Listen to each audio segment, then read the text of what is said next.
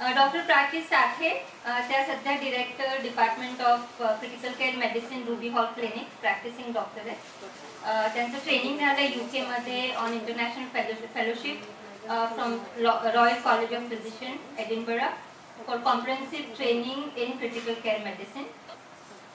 मला वाटतं 2-3 मुद्दे इथे महत्त्वाचे आहेत की she was the first one involved in the first organ donation kidney transplant in Pune along with doctor Huparikar. बऱ्याच जणांना माहीत असते डॉक्टर हुपरीकर सुद्धा. आणि मला त्यांनी आता आणखीन एक गोष्ट सांगितली आणि मला असं वाटतं की खूपच महत्त्वाची आहे आणि मी आणखीन 4 गोष्टी सांगते.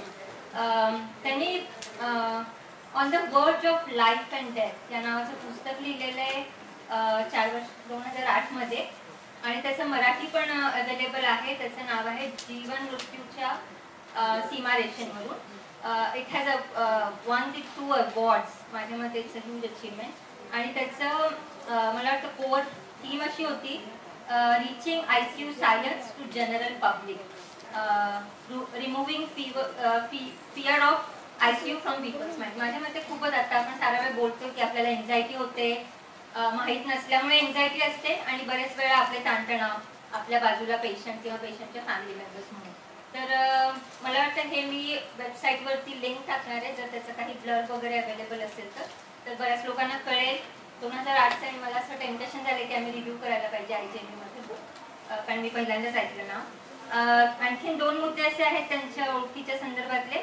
I think she develop the idea of the world class comprehensive ICU setup which has been established at the Ruby Hall Clinic. She also has been the founder member of the Indian Society of Critical Care Medicine. आपण बघितलं doctor शी past president होते and they both belong to the same society for the critical care medicine. She also was the ex-vice president for the society. Currently she is the executive member of Critical Care Education Foundation and president for College of Critical Care medicine. So I feel really privileged to introduce a whole lot of resource people that we were honored to. भारतामध्ये primary care खाली चालली आहे आणि tertiary care वाढत चालली आहे. म्हणून जे जीवन आणि मृत्यूचा जे सीमारेषा आहे ते जास्त क्रिटिकल झालेली आहे. आता डॉक्टर प्राची साठे बोलतील की डेथ म्हणजे काय आणि ब्रेन डेथ म्हणजे काय. कारण ब्रेनचे पण वेगवेगळे पार्ट्स आहेत. तर कधी श्वास पण चालू असतो पण ब्रेनचा कुठला भाग डेथ झालाय की श्वास आणि हात बंद झाले आणि कुठे चालू राहतात. म्हणजे आपला आर्टिफिशियल ब्रीदिंग आणि हे सगळं ते आहेत पण त्याचे डिटेल्स डॉक्टर प्राची साठे सांगतील की आधी डेथ काय आणि ब्रेन डेथ काय आणि मग त्याच्यामध्ये इश्यूज काय येतात, एथिकल इश्यूज आणि जेव्हा ऑर्गन डोनेशन पर्यंत. जी नॅशनल कॉन्फरन्स ऑफ बायोएथिक्स यावर्षी पुण्यामध्ये होणार आहे हे ऐकूनच मला खूप आनंद वाटला आणि सुनीता आणि हेमलता ह्या दोघींना मी धन्यवाद देते की त्यांनी मला ह्या कॉन्फरन्समध्ये या प्री वर्कशॉपमध्ये आपल्या सगळ्यांच्याशी संवाद साधण्यासाठी बोलावलं. आज इथे ह्या सगळ्या खूप विचार करणाऱ्या आणि सामाजिक जे काही प्रश्न आहेत त्याची संवेदनशीलता असणाऱ्या सगळ्या व्यक्तींच्या बरोबर इथे यायला मला खरंच खूप छान वाटत आहे. अतिदक्षता विभागामध्ये काम करायला लागून मला जवळजवळ 25 वर्ष झाली. 1991 साली मी पहिलं मल्टीडिसिप्लिनरी ICU पुण्यामध्ये रुबी हॉलमध्ये सुरू केलं. तेव्हा 4 बेड्सने आम्ही सुरुवात केली. आता मी जवळजवळ 55 बेड्स बघते पण खूप मोठी टीम आहे आमच्याकडे. पण प्रश्नही तेव्हापासूनचे खूप बदलत गेलेले आहेत. जेव्हा 91 साली सुरू केलं तेव्हा मी सुद्धा अगदीच नवीन आणि अत्यंत उत्साह असणारी अशी डॉक्टर होते की कुठल्याही पेशंटचा जीव आपल्याला वाचवता आला पाहिजे, त्याच्यासाठी आपण प्रयत्न केले पाहिजेत. मला वाटतं कोणी अतिदक्षता विभागात काम करणारा डॉक्टर, मी डॉक्टर शिवा ऑल्सो, की आपल्याला काहीतरी आणखी पुढे जाऊन लिमिटेशनच्या पुढे जाऊन करता आलं पाहिजे या इच्छेने किंवा या तळमळीने अतिदक्षता विभागात काम करू लागतो. पण जेव्हा 91 साली पहिलं वर्ष पूर्ण झालं तेव्हा एक मी खूप मोठा धडा शिकले स्वतःच्याच मनाशी. तेव्हाचा एक प्रसंग मला सांगावासा वाटतो की it was a Christian lady who was admitted with us. She was a smoker आणि त्याच्यानंतर त्यांना लंग मध्ये बरेच प्रॉब्लेम्स निर्माण झाले होते आणि त्या कृत्रिम श्वासोच्छवासाच्या मशीनवरती गेल्या. त्यांची मुलंही दोन्ही अमेरिकेतनं आणि कुठून आली होती. ती पण खूप चांगल्या पद्धतीनं बोलायची, समजून घ्यायची आणि जेव्हा असं हळूहळू लक्षात यायला लागलं की त्यांना व्हेंटिलेटरवरून काढणं मुश्किल आहे, त्या कॉन्शियस असायच्या, शुद्धीवर असायच्या, कम्युनिकेट करू शकायच्या, आणि त्या मुलांनी पहिल्यांदा माझ्याशी बोलणं सुरू केलं की हे जर का रिकव्हरी होणार नसेल तर आम्हाला हे सगळं पुढे चालू ठेवायचं नाहीये. आम्ही आमच्या आईला पूर्णपणे ओळखतो आणि तिला हे कधीच आवडलं नसतं. माझा आयसीयूतला एक्सपिरियन्स तेव्हा जस्ट 1 वर्षाचा होता आणि तेव्हा असं आपण पेटलेलो असतो की मी जीव वाचला पाहिजे आणि असं कसा आपण निर्णय घेऊ शकतो. म्हणजे माझ्याच मनामध्ये द्वंद्व त्यावेळेला होतं, हे मला अजूनही आठवतं त्यावेळची घटना. पण जेव्हा त्या सगळ्यांच्याशी कुटुंबाशी पूर्ण बोलणं झालं, खूपच मॅच्युअर लोक होते आणि त्यांनी हे ठरवलं की आम्हाला कृत्रिम काही चालू नाही ठेवायचे, नैसर्गिकरित्या जे होईल ते आपण करू. म्हणजे there was no euthanasia or anything considered at all. आणि जेव्हा हे झालं बोलणं आणि कृत्रिम श्वासोच्छ्वासाची मदत नाही द्यायची आणि तिला नैसर्गिकरित्या श्वास घेते, ऑब्व्हियसली काही वेळानंतर 24-48 तासामध्ये शी सकम्ड. मला अजून आठवतं की त्या दोन्ही मुलांच्या बरोबर मी पेशंटच्या बेडसाईड उभी होते आणि त्यांच्या बरोबरीने माझ्या डोळ्यामध्ये पाणी होतं त्यावेळेला. म्हणजे डॉक्टर सुद्धा ह्याच्यामध्ये इतका इन्व्हॉल्ड असतो की जेव्हा ब्रेन डेथ वगैरे हे सगळं यायला लागतं तेव्हा त्याच्यामध्ये कितीतरी गोष्टी डॉक्टर किंवा मेडिकल फ्रॅटर्निटी किंवा nurses, not only that, ward boys सुद्धा, त्या सगळ्यांच्या भावनांचा सुद्धा त्याच्यामध्ये संबंध असतो. त्यावेळेला माझ्या अजून एक गोष्ट डोक्यात आली की डॉक्टरांना पुष्कळता अशी हे असते की काही चांगलं घडलं आयसीयूत की कसं आम्ही ओढून काढलं पेशंटला बाहेर असं म्हणायचं. पण मी असं म्हटलं की जर का गेलेल्या पेशंटची जबाबदारी मी घेणार नाहीये, मी म्हणते की मी प्रयत्न केला तरी पेशंट गेला, तसंच हे दुसरी पण गोष्ट आपण धरली पाहिजे. आणि मग तिथून थोडी थोडी स्थितप्रज्ञता माझ्या मनामध्ये यायला लागली. आणि त्याच्यानंतरचा प्रसंग की जेव्हा 1994 साली आपल्याकडे पहिल्यांदा ब्रेन डेथ आणि ऑर्गन डोनेशन बद्दलचा कायदा पास झाला. 1995 सालचा तो प्रसंग मला अजूनही आठवतो आयसीयू मधला, की एक फिमेल पेशंट होती आणि त्यांचा ब्रेन डेथ डिक्लेअर करण्याची वेळ आली होती. म्हणजे तेव्हा लोकांना माहिती पण नव्हतं हे ब्रेन डेथ म्हणजे काय, जस्ट कायदा पास झालेला होता. आणि तेव्हा असं डोक्यामध्ये आलं की आपण हा प्रयत्न करून बघूया कायदा पास झालेला आहे तर. आणि रात्रभर आम्ही खूप प्रयत्न करत होतो कुटुंबाला कन्व्हिन्स करण्याचा. आणि असं झालं की त्या कुटुंबामध्येच एक मुलगा होता की ज्याला त्याच्या आजोबांनी किडनी दिलेली होती आणि ते म्हणाले की हे बघा, हे तुमच्या समोर जागतं उदाहरण आहे, इकडे तर आपला पेशंट गेलेलाच आहे, ब्रेन डेथ झालेलाच आहे आणि आपण देऊया किडनी. आणि मग त्या संपूर्ण कुटुंबाने पहिल्यांदा डिसिजन घेतला. रात्रभर आम्ही आयसीयू मध्ये बसून होतो. आता जर रोड ट्रॅफिक ऍक्सिडेंटचा पेशंट असला तर त्याच्यामध्ये पोलिसना कळवावं लागतं, पोस्टमॉर्टम करावं लागतं. आता हे तर ब्रेन डेथ डिक्लेअर केलेलं आहे पण पेशंट व्हेंटिलेटरवर आहे, हार्ट तर चालू आहे. पोलीस आले आणि पोलीस म्हणाले हे असा कसा आम्ही पंचनामा करणार. आणि अक्षरशः म्हणजे ह्याच्यातनं इतके गोंधळ सुरू झाले की म्हणजे I would not have been surprise की त्यावेळेला डॉक्टर हुपरीकरांना मला कोणी हातकड्या पण घातल्या असत्या किंवा काय. इतकी टेन्शनची परिस्थिती होती. पण त्यावेळेला जे एक पोलीस ऑफिसर होते की ज्यांची बायको किडनी फेल्युअरची पेशंट होती आणि रेग्युलर डायलिसिसवर होती आणि ज्यांना हे महत्व समजत होतं, त्यांनी इंटरव्हेन्शन केलं आणि ही घटना घडली 1995 साली. त्याच्यानंतर आता खूपच त्याच्यामध्ये सुधारणा आहे, सगळीकडे हे ऍक्सेप्ट झालेलं आहे आणि लोकांना समजतायत ह्या गोष्टी. ही खूपच हार्टनिंग गोष्ट आहे. पण तरी सुद्धा ब्रेन डेथ आयडेंटिफाय करणं हा टेक्निकली आणि सायंटिफिकली एक एक्सरसाइज आहे असं म्हणू आपण. पण त्याचा प्रत्यक्ष पेशंटशी बोलणं, पेशंटच्या नातेवाईकांशी बोलणं आणि त्याच्या पुढचे डिसिजन्स घेणं ही खूप अवघड गोष्ट असते. अजूनही इतकं सर्रास होत असलं तरी सुद्धा प्रत्येक वेळेला ते तितकंच पेनफुल सगळ्यांच्यासाठीच असतं आणि खूप मोठा डिसिजन असतो. तर ह्याच्यातले जे काही सायंटिफिक आस्पेक्ट आहेत त्याच्या संदर्भामध्ये एक छोटंसं प्रेझेंटेशन मी करणार आहे. आता ह्याच्यामध्ये मी मेडिकल जार्गन फारशी न वापरता हे करायचा प्रयत्न करते. आपण त्याच्याबद्दल कुठलेही प्रश्न विचारायचे तर विचारू शकता. याबद्दल ऍक्च्युअली ब्रेन डेथ ही कन्सेप्ट माहीत झाली की 1960 सालापासून आणि हार्वर्ड आणि इंग्लंडमध्ये ह्याच्यामध्ये सगळ्यात जास्त विचार झाला. इनफॅक्ट कॅनडा सुद्धा ह्याच्यामध्ये खूप उशीर आला, 80 साली वगैरे याच्यामध्ये तिथे कायदे पास झाले. पण सगळ्यात पहिलं रेकग्निशन हार्वर्डमध्ये होतं आणि इंग्लंडमध्ये त्यांनी काही 1,500 पेक्षा जास्त पेशंट्सची पाहणी करून हे क्रायटेरिया फॉर्म केले. तो ह्या कसं आहे, मेकॅनिकल व्हेंटिलेशन किंवा कृत्रिम श्वासोच्छ्वास जोपर्यंत फारसा प्रचलित नव्हता तेव्हा मृत्यूची डेफिनेशन करणं सोपं होतं, कारण हार्ट आणि श्वासोच्छ्वास बंद पडला की झालं.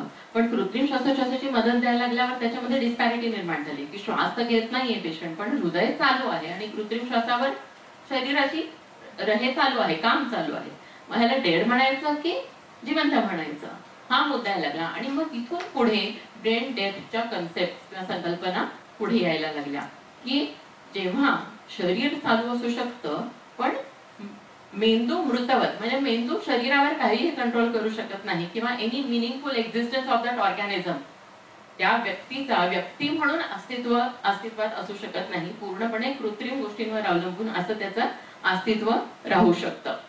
त्यामुळे त्याच्यातून बरीच चर्चा होऊन हे ब्रेन डेथचे कायदे भारतामध्ये सुद्धा मान्य केले गेले. आता जरी त्यावेळेला म्हणजे इट वॉज ऑल टुगेदर की organ transplant plus brain death असाच तो कायदा म्हटला जातो, पण ह्याचे दुसरे पण उपयुक्तता आहे.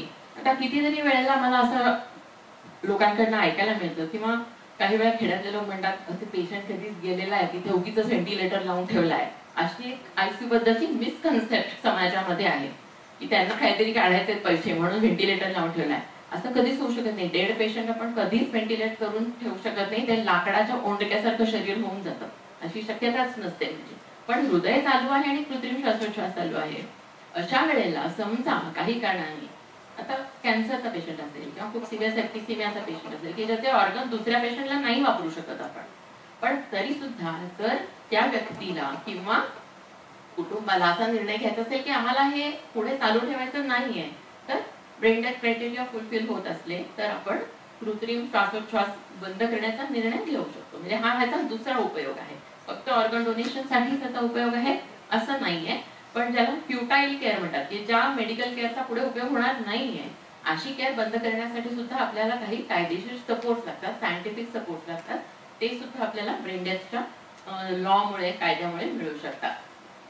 तर बेसिकली मेंदूचं काम पूर्णपणे बंद पडणं किंवा ब्रेन स्टेम, आता मी हे फिगर मध्ये पुढच्या आकृतीत दाखवते तुम्हाला की मेंदू आपल्या शरीराशी छोट्या मेंदूच्या जवळून किंवा ब्रेन स्टेम ज्याला म्हणतात तिथून जुळला गेलेला असतो आणि त्याचं जर का काम संपलं तर सेरेब्रल कॉर्टेक्स किंवा आपला हायर मेंदू जो असतो, वरचा मेंदू, त्या मोठा मेंदू, त्याचा आपल्या शरीराशी पूर्णपणे विसंगत होऊन जातं काम किंवा संबंधच राहत नाही त्याचा. तर मेंदूच्या ही जर का आपण अनाटॉमी बघितली तर हे सेरेब्रल कॉर्टेक्स आहे, हे ब्रेन स्टेम आहे.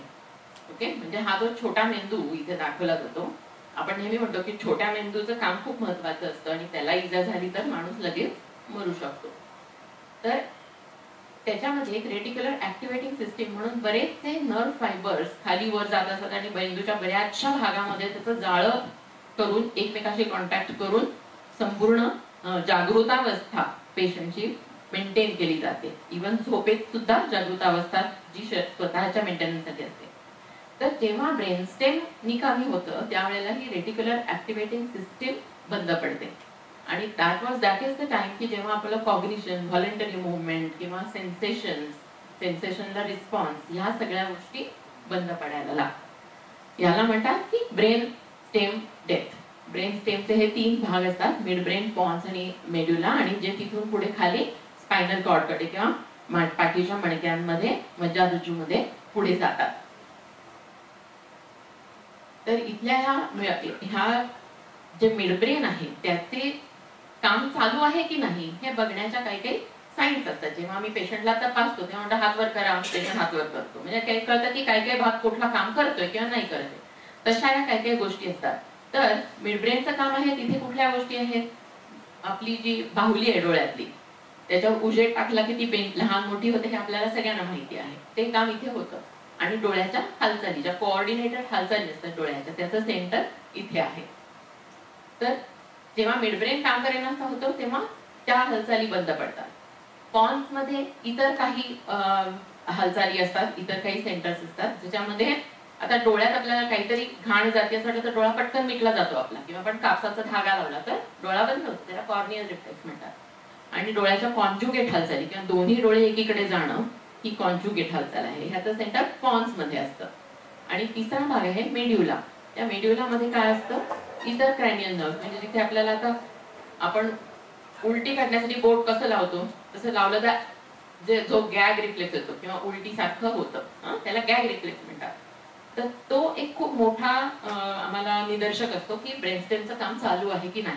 किंवा आपलं नाही का एखादा कण जरी गेला आपल्या फुफ्फुसामध्ये म्हणा श्वासनलिकेचा खोकला येतो जोरात, तर हे जे रिफ्लेक्सेस आहेत, कॉफ रिफ्लेक्स किंवा गॅग रिफ्लेक्स, आणि मुख्य म्हणजे स्वतःचं रेस्पिरेशन. आपल्याला माहितीये की श्वासोच्छ्वास हे सगळ्यात मूलभूत फंक्शन आहे शरीराचं जेव्हा ऑर्गॅनिझम किंवा एखादा प्राणी अस्तित्वात असतो किंवा जिवंत असतो.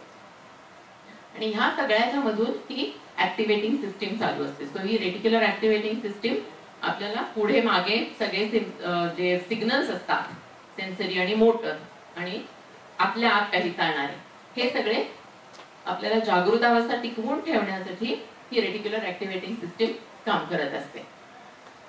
मग कुठल्या कारणामुळे माणसाला ब्रेन डेथची परिस्थिती येऊ शकते? पुष्कळ वेळेला ब्रेनला होणाऱ्या वेगवेगळ्या आजारांमुळे किंवा इंजुरीजमुळे ही परिस्थिती येते. आता हा सीटी स्कॅन आहे, हा नॉर्मल सीटी स्कॅन आपल्याला दिसतोय की ज्याच्यामध्ये सलकाय गायर आहे किंवा जे मेंदूच्या पृष्ठभागावरच्या गोष्टी ठराविक दिसतात आणि आतल्या रिकाम्या जागा जिथे मेंदूचं पाणी फिरत असतं. आता उदाहरण ह्याचं घेतलं की सेरिब्रल एनॉक्सिया, म्हणजे मेंदूला आता काही काळ ऑक्सिजनच मिळाला नाही तर मेंदू काही काम करू शकत नाही. म्हणजे आता आपण अन्नाशिवाय काही दिवस जगू शकतो माणूस, पाण्याशिवाय मे बी 4-5 दिवस जगू शकेल, पण विदाउट ऑक्सिजन आपण नाक बंद केलं आणि ठरवलं की नाही श्वास घ्यायचा, किती वेळ राहू शकतो आपण? मेंदूची सर्वायवल टाइम 4 ते 5 मिनिटं आहे फक्त. त्याच्याहून जास्त काळ जर ऑक्सिजन नाही मिळाला मेंदूला तर this is one of the commonest cause of brain death.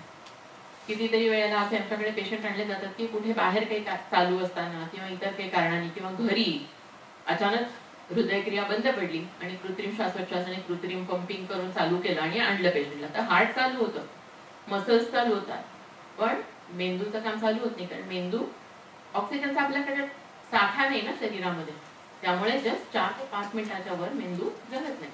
अशा वेळेला मेंदूचं काम पूर्णपणे बंद होऊ शकतं आणि patient can become brain dead. इतर काही कारण काय आहेत ते बघूयात आपण. रक्तस्राव, इथे तुम्हाला दिसतंय की हा एक मोठ्या प्रमाणामध्ये मेंदूमध्ये रक्तस्राव निर्माण झालेला आहे आणि तो मेंदूचं जे नॉर्मल स्ट्रक्चर आहे त्याच्यात त्यांनी प्रचंड प्रेशर निर्माण केलेलं आहे आणि त्यामुळे ब्रेन स्टेमवर इतकं प्रेशर निर्माण होतं की त्याचं काम पूर्णपणे बंद पडतं. ही पुढची एक गोष्ट आहे सबअरेक्नॉइड हेमरेज, म्हणजे हा दुसरा एका प्रकारे रक्तस्राव होणं मेंदूमध्ये. ह्या फिगर्स आहेत, त्याच्यामध्ये ट्रोमा म्हणजे कोणाला तरी आपण बघतो की हेल्मेट नव्हतं घातल्याजवळ टिपिकल इंजुरी झाली ब्रेनला, आणि हे जे आहेत ना ह्या प्रकारचे मुकामार लागलेला आहे मेंदूला किंवा रक्तस्राव मेंदूमध्ये झालेला आहे. अशा परिस्थितीमध्ये पण मेंदूच्या ब्रेन स्टेमचं काम पूर्णपणे बंद पडू शकतं. काही वेळेला इन्फेक्शन्समुळे होऊ शकतं, मेनिंजायटिस किंवा एन्सेफलायटिस सारखे जे इन्फेक्शन्स आहेत त्याच्यामुळे. पण ज्या शरीरामध्ये इन्फेक्शन किंवा कॅन्सरच्या पेशी असतात अशा पेशंटचे ऑर्गन्स मात्र आपण ट्रान्सप्लांटसाठी घेत नाही, पण अभ्यासासाठी घेऊ शकतो, ऑर्निया सुद्धा अभ्यासासाठी घेऊ शकतो.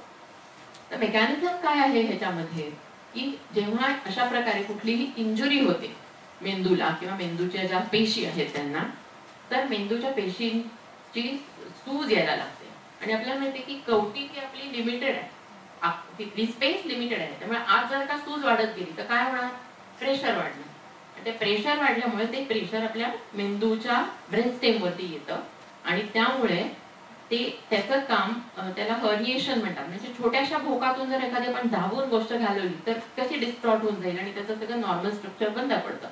सो हे इंट्राक्रेनियल किंवा कवटीच्या आतलं प्रेशर वाढतं आणि प्रेशर वाढलं की जागा तेवढीच आहे, मग त्यातल्या त्यात विस्थापित काय होणार? तर द्रव पदार्थ जो रक्तासारखा आहे, त्यामुळे प्रेशर वाढलं की रक्त पुरवठा बंद पडतो मेंदूचा. असं ते विशेष सायकल सुरू होते आणि patient goes into what is called as brain stem death. ह्याच्या सारख्या इतर काही कंडिशन्स आहेत ज्या ब्रेन स्टेम डेथ पेक्षा थोड्याशा वेगळ्या आहेत, जसं पर्सिस्टंट व्हेजिटेटिव्ह स्टेट.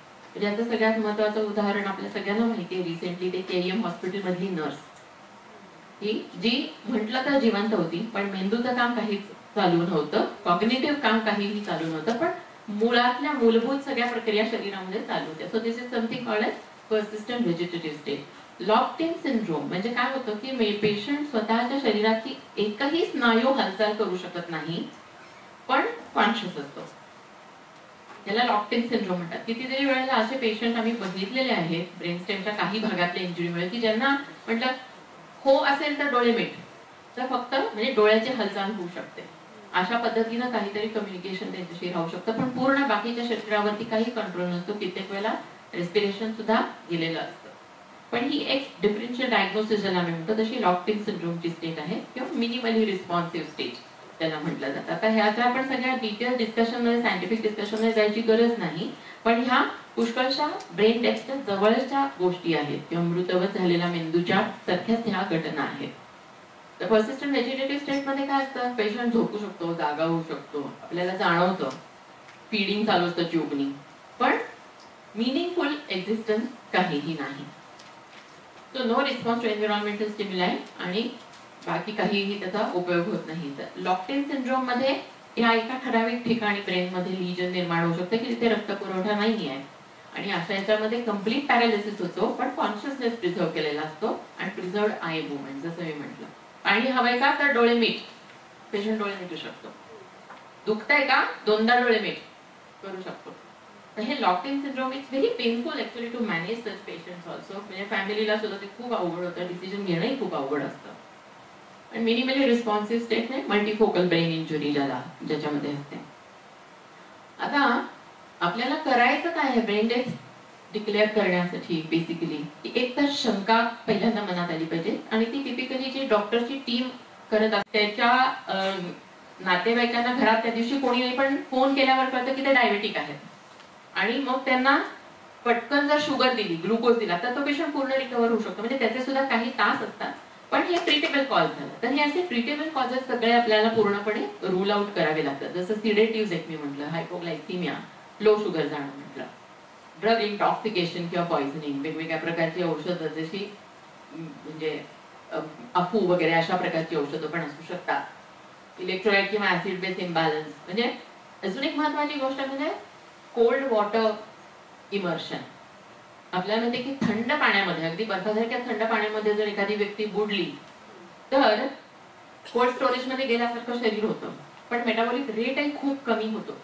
त्यामुळे पेशी जिवंत राहू शकतात. नंतर जर का त्या परत रिवाईव्ह झाल्या स्लोली तर त्या जिवंत होऊ शकतात पेशी परत. तर अशा ह्याच्यामध्ये रिससिटेशन जे आम्ही कार्डिओपल्मनरी रिससिटेशन म्हणतो, म्हणजे कृत्रिम कार्डियक मसाज देऊन कोल्ड एन्व्हायरमेंट मध्ये पेशंट असेल तर खूप जास्त वेळ त्याचे क्रायटेरिया आहेत, कारण पेशंट रिव्हर्स होण्याचे चान्सेस त्याच्यामध्ये असू शकतात. So core body temperature should be more than 35. Core body temperature म्हणजे तोंडातलं किंवा रेक्टल टेम्परेचर.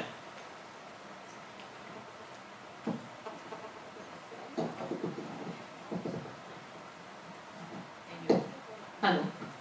तर ह्याच्यामध्ये आम्ही बघतो काय ऍज अ डॉक्टर किंवा ऍज अ मेडिकल टीम, तर ब्रेनस्टेमचे जे रिफ्लेक्सेस आहेत ते आहेत का नाही. कोमा या स्टेजमध्ये there is no response to painful stimulus. तेव्हा आपण म्हणतो की पेशंट कोमामध्ये गेलेला आहे.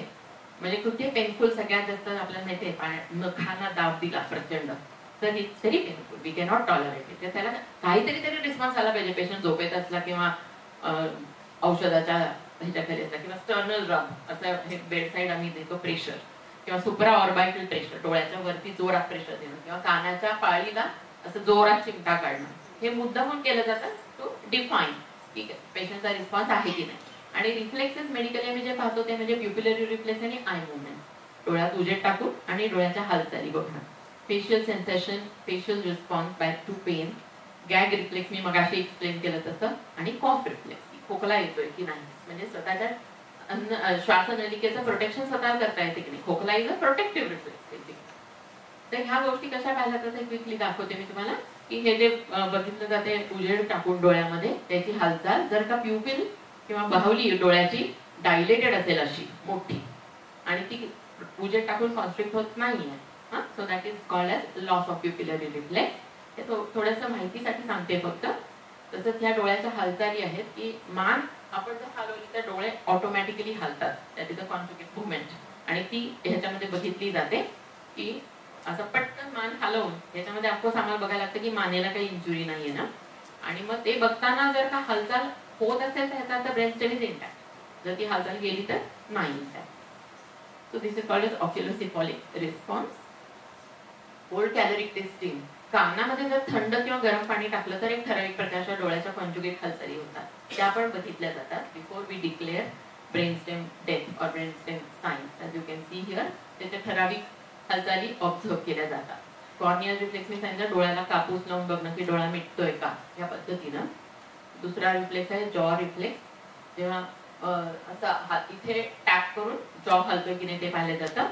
आणि सुप्राऑर्बिटल प्रेशर देऊन चेहऱ्यावरती काही दुखण्याची भावना येते का हे बघितलं जातं. Then most important is apnoea testing. Apnoea म्हणजे काय? लॅक ऑफ ब्रीथिंग, श्वासोच्छ्वास बंद पडणं म्हणजे ॲपनिया. तर ॲपनिया बघितला तर पाहिजे, पण ऍट द सेम टाइम आपण त्या पेशंटच्या मेंदूला हायपॉक्सिया होत नाही ना, म्हणजे ऑक्सिजनचा पुरवठा कमी पडत नाही ना, हे बघितलं पाहिजे. त्यामुळे पेशंट जो कृत्रिम मशीनवर आहे श्वासोच्छ्वासाच्या, त्याच्या ट्यूब मध्ये जी श्वासोच्छ्वासाची नळी आहे त्याच्यामधून पुरेसा ऑक्सिजन देत राहणं, पण कार्बन डायऑक्साईड वाढू देणं. Carbon dioxide doesn't kill. Carbon dioxide वाढू दिल्यामुळे काय होतं, मेंदूला स्टिम्युलस मिळतो एक प्रकारचा की श्वास घ्यायला पाहिजे आहे. तर हायपॉक्सियाचं डॅमेज पण होऊ द्यायचं नाही आणि कार्बन डायऑक्साईड वाढू द्यायचा. आणि तरीही पेशंट जर का श्वासोच्छ्वास घेत नसेल तर that is one of the criteria to diagnose brainstem dysfunction किंवा ब्रेनस्टेम डेथ. ही महत्वाची टेस्ट आहे, हे मला सांगायला पाहिजे. आणि ह्याच्यामध्ये बाकीच्या सगळ्या गोष्टी क्रायटेरिया आहेत ते बघितले पाहिजेत आपल्याला. याच्यामध्ये प्री ऑक्सिजनेशन करावं लागतं, कारण ऑक्सिजनचा lack of oxygen should not cause further damage. ही खूप महत्वाची गोष्ट आहे. जर का ब्लड प्रेशर वगैरे ॲबनॉर्मल असेल तर ह्या गोष्टी व्हॅलिड नसतात. सगळ्या फिजिओलॉजिकल पॅरामीटर्स नॉर्मल ठेवून हे करतात, हे केलं जातं. तर काही वेळेला असं होतं की फेशियल ट्रोमा किंवा प्युपिलरी ॲबनॉर्मॅलिटीज हे जर का मार लागलेला असेल तर कळत नाही आपल्याला. अशा वेळेला आपल्याला काही ऍडिशनल गोष्टी बघाव्या लागतात. किंवा लिव्हर काम करत नसेल तर अशा ह्याच्यामुळे सुद्धा हे अफेक्ट होऊ शकतात ब्रेन स्टेमची functions. I think I just skip a few things. हे महत्वाची गोष्ट आहे. काही वेळेला असं होतं की ब्रेन स्टेमच्या साईन समान मिळत नाही, पण जर नातेवाईक आले आणि त्यांनी असं हाताने केलं पेशंटच्या हातावरती तर बोट हलू शकतं. हे कशामुळे? हा लोकल रिफ्लेक्स असतो, त्याला लोकल रिफ्लेक्स म्हणतात. या तळपायाला जर का पेन दिले तर बोट किंचित हलू शकतात. पण ह्या गोष्टी डिफरन्शिएट करता यायला पाहिजे. जे लोकल रिफ्लेक्सेस असतात they are below the brain stem. त्यामुळे they are not contraindications और contradictory to the diagnosis of brain stem. Okay, so confirmatory test ज्या आहेत ह्या सगळ्या बेडसाईड क्लिनिकल टेस्ट आहेत. आपल्याला कुठच्याही खूप महत्वाच्या आणि एक्सपेन्सिव्ह टेस्ट कराव्या लागत नाही.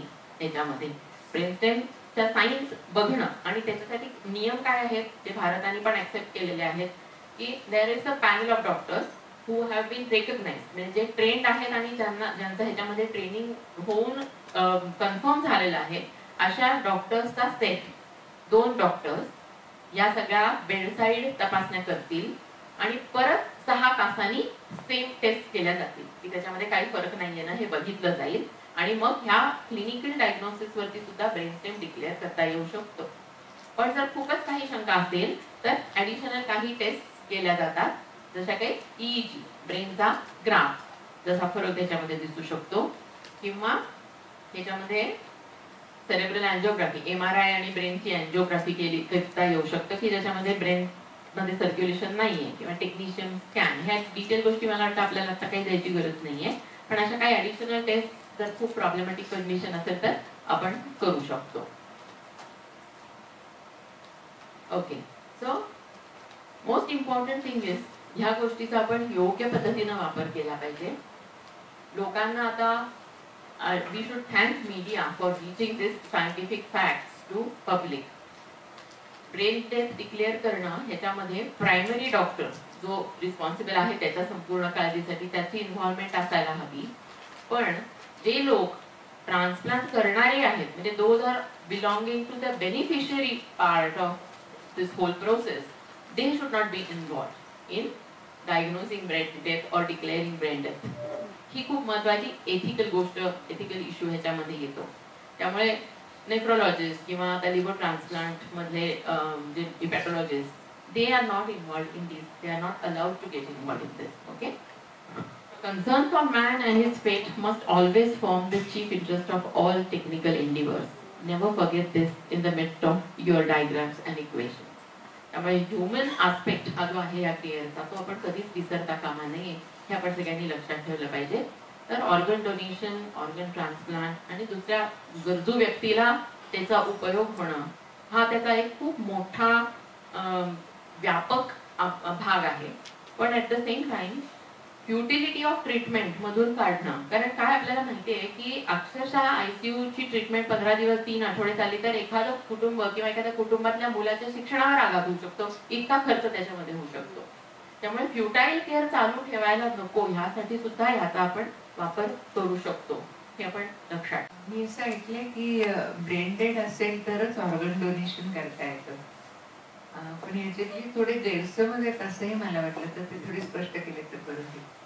ब्रेन डेड नसताना सुद्धा आम्हाला ऑर्गन डोनेशन करायचे असं जो कोणी म्हणालं, साधा मृत्यू आणि ब्रेन डेड ह्याच्यामधला फरक जो आहे तो live transplant, live organ donation म्हणजे एखाद्या मुलाने, आताच आमच्याकडे 2 केसेस झाल्या की मुलांनी वडिलांना दिलं liver, part of liver of course पूर्ण देऊ शकत नाही आपण, किंवा कितीतरी रिलेटेड किडनी ट्रान्सप्लांट होतातच ना आपल्याकडे, की ते पूर्ण जिवंत असताना आणि स्वतःच्या कंट्रोलनी, स्वतःच्या इच्छेने स्वतःच्या नातेवाईकांना किंवा गरजू व्यक्तीला ते देतात. तर ह्याला लाईव्ह रिलेटेड किंवा लाईव्ह अनरिलेटेड सुद्धा समटाइम्स म्हणू शकतात. तर हे देता येऊ शकतं, त्याच्यामध्ये गैरसमज काही नाही. ही पूर्ण वेगळी कॅटेगरी आहे.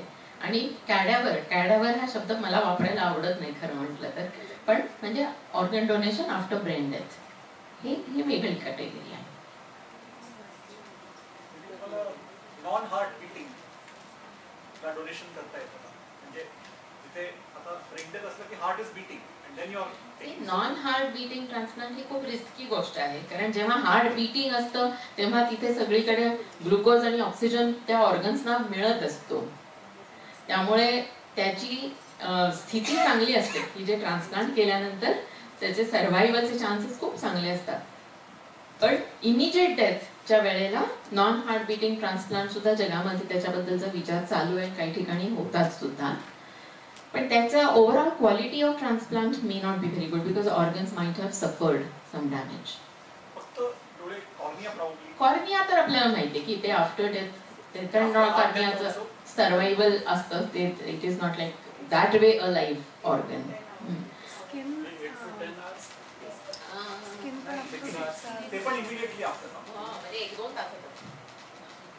म्हणजे फॉर द क्वालिटी स्किन पण देता येऊ शकते, स्किन पण देता येऊ शकते. पण स्किनचं म्हणजे नक्की काय, म्हणजे कसं होतं स्किनचं? थोडंसं लेअर दिला जातो, काढतात? स्किनचा नाही, पूर्ण लेअर घेतला जातो. जरी ट्रान्सप्लांट करताना त्याचा डर्मिस पर्यंतचा भाग वापरला जातो, पण त्याची म्हणजे स्किन बँकिंग पण केलं जातं काही काही ठिकाणी. लोकांची जर काही इच्छा असेल तर कुठले कुठले ऑर्गन ट्रान्सप्लांट होतात त्याच्याबद्दल जर बोलायचं असेल तर आपल्याला डोळ्याचं माहिती सगळ्यात पहिल्यांदा चालू आहे, आणि ते आफ्टर डेथ, म्हणजे ते या ऑर्गन ट्रान्सप्लांटच्या कायद्याच्या आधीपासून चालू आहे. ऑर्गन ट्रान्सप्लांट कायद्याच्या नंतर आता आपल्याला किडनी तर सगळ्यांना माहितीच आहे, लिव्हर बऱ्यापैकी चालू झालेलं आहे. इंटेस्टाईनचा काही भाग पण ट्रान्सप्लांट करता येऊ शकतो. स्वादुपिंड म्हणजे पॅनक्रियाज ट्रान्सप्लांट करता येऊ शकतं. हार्ट आणि लंग म्हणजे फक्त हार्ट फक्त लंग किंवा हार्ट अँड लंग ट्रान्सप्लांट होऊ शकतं. स्किन ट्रान्सप्लांटचा थोडासा वेगळा आहे भाग, पण तो म्हणजे पोस्ट डेथ पण करता येऊ शकतो इमिजिएट ह्याच्यामध्ये. क्वालिटीवरती अवलंबून आहे, मला ह्याचे इतके डिटेल्स माहिती नाहीत, पण क्वालिटीवरती अवलंबून आहे ते. आणि any other transplant? Bone banking पण केलं जातं. आता काही काही पेशंटची तुम्ही पाहिलं असेल, मेंदूची जर का सर्जरी झाली तर काही भाग कवटीचा काढून टाकला जातो, तिथे परत ट्रान्सप्लांट, पण त्याच्यामध्ये कृत्रिम पण वापरलं जातं बोन. पण बँकिंग म्हटलं तर हे म्हणजे ऍक्च्युली अगदी सगळ्यात पहिलं ट्रान्सप्लांट म्हटलं तर ब्लड ट्रान्सफ्युजन पण आहे ना, म्हणजे from one person to another person it is going, आणि त्याच्यातही ऍडव्हान्सेस आता खूपच आहेत, पण that is live transplant all the time. बरेच नॉन मेडिकल्स आहेत आणि एनलाइटनिंग वाटतं अशा प्रकारची टेक्निकल. मी थोडंसं विषय जरासा एथिक्सकडे आणूयात आणि probably she might have some additional questions. मला वाटतं मी या सगळ्या कॉन्फरन्सच्या तयारी करताना पुन्हा पुन्हा प्रश्न आम्ही ग्रुपमध्ये पुन्हा पुन्हा रेज केला जातो, आणि तो म्हणजे नवीन कायदा पण आला आता bill on the end of life care आणि खूप एंगेजमेंट झाली त्याच्यावरती. We have submitted a comment from on behalf of FMES. पण मुद्दा असा इथे की ब्रेन डेथ आहे व्यक्ती, आणि जर तुम्हाला विथहोल्ड किंवा विथड्रॉ करायचं असेल आणि जर ऑर्गन डोनेशनचं अपॉर्च्युनिटी असणार आहे जिथे, किंवा जे काही योग्य शब्द येतो, तर तेव्हा मला असं वाटतं की आमच्या ग्रुपमध्ये सारखं बोललं जातं, आणि specially Sanjay is making this reference time and again, की तेव्हा डिसिजन फास्ट होतात. कारण वी नो की देज ऑर्गन डोनेशनचा व्यक्ती आहे, दे आर टेकर्स, आणि ते पटापट डिसिजन व्हायला पाहिजे. ॲज अपोज टू दॅट की जर तुमच्याकडे तसं नसेल एखादी केस, तर ती लॉंग रन प्रोसेस होते आणि बिलं वाढतात वगैरे वगैरे. Once again it's nothing to do with that particular doctor's intention. पण मला असं म्हणायचं की तेव्हा काय प्रकारे डिसिजन मेकिंग होतं आणि काय प्रकारचे प्रिन्सिपल्स, प्रोटोकॉल्स, आणि तिथे कॉन्फ्लिक्ट ऑफ इंटरेस्ट येऊ शकतात, विच इज खूपच महत्त्वाचा एरिया आहे. यासाठी आता पण आपण जे शेवटचा मुद्दा मांडला, तिथे मला असं वाटतं की conflict of interest is becoming a very critical area in the entire debate in the bioethics. But you are talking about conflict of interest between whom? मला वाटतं डॉक्टर आणि पेशंटच्या फॅमिलीज मध्ये पण येऊ शकतो, किंवा कॉर्पोरेट सेक्टर, म्हणजे I am really going back to the commercial interest of the setup. Actually ह्याच्यामध्ये ना, तर फॅमिलीचा डिसिजन हा सगळ्यात महत्वाचा डिसिजन असतो. जेव्हा कधी अशी घटना घडते किंवा प्रसंग येतो, तेव्हा मी नेहमी नातेवाईकांना विचारते की समजा ही व्यक्ती आता जिवंत असती किंवा तुम्ही आता बघताय इतकी वर्ष, तर त्या व्यक्तीने कसा डिसिजन घेतला असता, त्यांची विचारसरणी कशी होती. आपल्याकडे अजून लिव्हिंग विल लिहिण्याची एवढी पद्धत नाहीये, पण इतर देशांमध्ये ती आहे, आणि लोक ती कार्ड्स खिशात घेऊन फिरत असतात की मी जर का अशा परिस्थितीमध्ये आलो की जिथे मी डिसिजन घेऊ शकत नाहीये, तर ह्या गोष्टी माझ्यासाठी करू नका. जर माझा ब्रेन काम करत नसेल किंवा मी जिवंत परत नॉर्मल होण्याची शक्यता फारशी नसेल, तर कृत्रिम सपोर्ट्स माझ्यासाठी लावू नका. तर ह्या गोष्टीला आपण आदराने मान्य करणं ही सगळ्यात महत्वाची गोष्ट असते. कितीतरी वेळेला आता खूप चांगल्या वेल टू डू फॅमिलीज असतात, अशा यांच्यामध्ये सुद्धा म्हणजे they can spend for patient, पण विचार करणारी जर फॅमिली असेल की ह्याच्यातून काही निघणार नाहीये, तर आम्हाला आमच्या पेशंटला त्रास द्यायचा नाहीये आणि एकीच ड्रॅग ऑन करायचं नाहीये, तर अशा फॅमिलीशी डिस्कस करून त्यांच्या इच्छेला मान देणं ही खूप महत्वाची गोष्ट आहे. आणि त्याच्यामध्ये काय, पण ह्याच्यात कधी कधी म्हणजे डिफिकल्ट काय येतात ते सांगते तुम्हाला, जे आम्हाला फेस करायला लागतात. नातेवाईकांच्या मध्ये 2 ग्रुप असतात. एक जण म्हणतात असं करा, दुसरे म्हणतात तसं करा, आणि मग ते खूप अवघड होतं. आम्हाला सुद्धा इंटरॅक्ट करणं खूप अवघड होतं. ते जसं मगाशी शिवा म्हणाला की कोण नक्की डिसिजन घेणार आहे हे ठरवा, ते पण कधी कधी खूप अवघड होतं. इव्हन मुलांच्या मध्ये सुद्धा ह्याच्या डिस्प्यूट असतात. त्याच्यामध्ये इतर विल असेल, काय असेल, ते इतर गोष्टी पण आर्थिक असू शकतात. We don't know about that. पण हॉस्पिटलच्या दृष्टिकोनातून ते पेशंटचं life which is not going to recover prolong करत राहणं, it is actually painful. It is taxing on all the staff and medical resources even if the patient is paying. म्हणजे काही वेळेला आम्हाला इतकं अवघड होतं की आता नातेवाईकांना समजावून सांगायला लागतं की तुम्ही कशासाठी हे चालू ठेवताय, तरी ते म्हणतात नाही, जे व्हायचं असेल ते होऊ देत नैसर्गिकरित्या. म्हणजे नैसर्गिकरित्या म्हणजे काय की स्वतःहून हाड बंद पडेपर्यंत आम्ही काही तुम्हाला डिसिजन देणार नाही. And it is really painful to see such patient every day and talk the same thing on and on again with the family over again. त्यामुळे याच्यामध्ये ओव्हरऑल अवेअरनेस जर का सुधारला तर हे होऊ शकतं. मला नाही ह्याच्यामध्ये वाटत की मगाशी म्हणलं सर, लोक काही म्हणतात की तो गेलेलाच आहे पेशंट आणि उगीच 3 दिवस ठेवला, असं होऊच शकत नाही. गेलेला पेशंट माझ्याकडे H1N1 ची जी मध्ये साथ होती, तेव्हा एका खेड्यातला एक पेशंट होता, म्हणजे who was shifted to us in a very very bad condition. त्याला आम्ही ECMO वगैरे सुद्धा केलं आणि ही इम्प्रूव्ड. आणि तो घरी गेला तर लोक त्याला भूत आल्यासारखं बघायला आले की हा गेलेला होता पेशंट ऑलमोस्ट आणि कसा सर्व्हाइव्ह झाला. पण लोकांच्या मध्ये गैरसमज पण खूप असतात दोन्ही दृष्टीने मी म्हणते. त्यामुळे हे एथिकल इश्यूज आहेत ते मला वाटतं भारतामध्ये ना ऍज अ डॉक्टर मला खूप अवघड परिस्थितीला तोंड द्यावं लागतं. म्हणजे इथे सगळं गुगल सर्च करून येणारे पण पेशंट असतात आणि एकदम खेड्यातले की त्यांना काहीच माहित नसतं असे पण असतात. पण जे खेड्यातले असतात त्यांना कधी कधी फिलॉसॉफिकल बॅकग्राऊंड खूप चांगली असते. ते म्हणतात की हे होणार आहे का, नाही होणार आहे का, हे म्हणजे तुकडा असे विचार करणारे हे लोक असतात. म्हणजे नुसतं लिटरसी लेवलवर मी बोलत नाहीये, मानसिक मॅच्युरिटी किंवा तत्वज्ञानाची बैठक. आणि खरं म्हटलं तर आपल्या भारतीय तत्वज्ञानामध्ये ह्या गोष्टीला खूप महत्व दिलेलं आहे आणि ते ऍक्सेप्ट करण्याची पण बैठक आपल्याकडे आहे. पण मला वाटतं सध्याच्या काळामध्ये आता असं झालंय की सगळं पैशाशी निगडीत आहे. मग आम्ही पैसा फेकू शकतो, चालू ठेवा असं म्हणणारे सुद्धा लोक असतात की जिथे आम्हाला पटवून सांगता सांगता आमचा नक्की दम येतो की हे आता बंद करा, हे करण्यात काही अर्थ नाहीये. पण लॉ असा आहे की डॉक्टर हा डिसिजन नाही घेऊ शकतो. The decision ultimately has to be taken by the family and near ones. याचे जे मध्ये रॅकेट एक्सपोज झालं ते कशामुळे झालं असेल की रामनंदानीमध्ये जे ऑर्गन डोनेशनच्या संदर्भामध्ये मोठा स्कॅम वगैरे केला. त्याच्यामधला म्हणजे आय अंडरस्टँड की जे मी वाचलं त्याच्याबद्दलचं आणि जे डिस्कशन झाली होती त्यामध्ये actually nephrologist is suppose to see medically. आता त्या पेशंटचे जर ओळखपत्रच चुकीचं असेल तर ह्याची चूक कोणाची आहे? म्हणजे आपली संपूर्ण सामाजिक सिस्टीम किती पोखरलेली आणि घाणेरडी आहे. नेफ्रोलॉजिस्टचं म्हणणं असं होतं की मी मेडिकली पाहिलं की हे त्यांनी मला जर का पासपोर्टच दिला त्या व्यक्तीच्या नावाचा तर मी कसा काय, मी काय शेरलॉक होम्स आहे का मी CBI ऑफिसर आहे? How can doctor take such decision? माझ्या समोर जी व्यक्ती डॉक्टर आय मीन पेशंट आणि डोनर म्हणून आणलेली आहे त्यांचं सगळं हेल्थ दृष्ट्या व्यवस्थित आहे की नाही हे बघणं जर का त्या डॉक्टरचं काम आहे तर how can that doctor be held responsible for this scam? म्हणजे हा स्कॅम कुठपासून चालू झाला असेल? Much outside hospital. जर त्यांनी इतके परफेक्ट जर पेपर्स बनवून आणले, खोटे पासपोर्ट आणि खोटी ओळखपत्र बनवून आणली, डोमिसाईल आणलं तर ही किती चुकीची गोष्ट आहे. म्हणजे ह्याच्यात खरं कोणाला धरलं पाहिजे? जसं ते PCPNDT सारखंच आहे पण की आग एकीकडे आणि बंब एकीकडे असं आहे ते.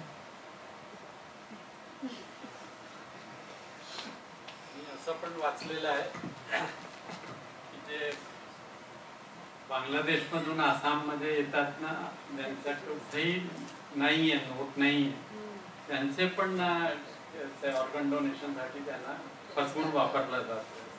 फसवून त्यांना. पण आता असं सुद्धा मी ऐकलेलं आहे की कुठे आता म्हणजे भारतातले कायदे लकीली इतके चांगले होत चाललेले आहेत की अनरिलेटेड ट्रान्सप्लांट करणं ही खूप अवघड गोष्ट आहे आणि तसं नाही करता येऊ शकत. पण असे लोकच विचारतात कुठे जाते, श्रीलंकेत होईल का? म्हणजे शेवटी ह्या सगळ्या गोष्टीला खत पाणी घालणारं कोण आहे? जसं हे म्हटलं जातं की PCPNDT ऍक्ट मध्ये to know the sex of the child कोण डिमांड करते? ही महत्वाची गोष्ट आहे ना. टेक्निकल इश्यूज मध्ये ही पण महत्वाची गोष्ट आहे. म्हणजे मी कोणाची साईड घेत नाहीये याच्यामध्ये पण हा Just make one small comment since the PCPNDT is mentioned and I'm sure there are so many people want to talk about it. मी एक छोटं इंटरव्हेन्शन फक्त करायला पाहिजे इथे just to kind of respond to you as a medical professional expressing and point of view. मला असं वाटतं की ते खूप सोपं आहे म्हणायला की कुठून येते ही डिमांड. मला असं वाटतं जर आपण 88 मी 88 आणि मनीषा आणि बरीच मंडळी की ज्यांनी PCPNDT ऍक्टच्या फॉर्म्युलेशन मध्ये मोठा रोल निभावला आणि it came out of the women's movement आणि प्रोग्रेसिव्ह मुवमेंट मधून तो कायदा फॉर्म झाला. MTP ऍक्ट आला आपल्याकडे अगदी सिल्वर प्लॅटरवरती आला. We didn't have to do anything as oppose to the PCPNDT act. आणि मला असं वाटतं की हे पूर्ण सिस्टम मध्ये आपण बघायला पाहिजे. जेव्हा गोष्टी होतात आम्ही आत्ताच तुम्ही याच्या आधी पण एक मुद्दा मांडला आणि पूर्ण मनुष्यानेच मांडला होता ती रेस्पॉन्सिबिलिटी ऑफ इंडिव्हिज्युअल. आणि मग असं होतं की विक्टिमायझेशन होतं एका व्यक्तीवरती. म्हणून मला असं वाटतं की जेव्हा आपण असं म्हणतो की डिमांड कुठून येते सेक्स सिलेक्शनची, पण याच्यामध्ये सिस्टीमचा रोल आहे ना. म्हणजे आपल्या सोशो कल्चरल गोष्टी कुठून येतात आणि पेट्रियार्कीचा त्याच्यामध्ये काय रोल आहे. आणि 88 मध्ये मला असं वाटतं की जेव्हा ही टेक्नॉलॉजी आली आणि टेक्नॉलॉजीचे ॲडव्हान्सेस जर बघितले तर मला वाटतं की तेव्हा मोठा आणि दिस इज अ ग्लोबल फॅक्ट की डॉक्टर मंडळींनी सपोर्ट केलं ह्याला.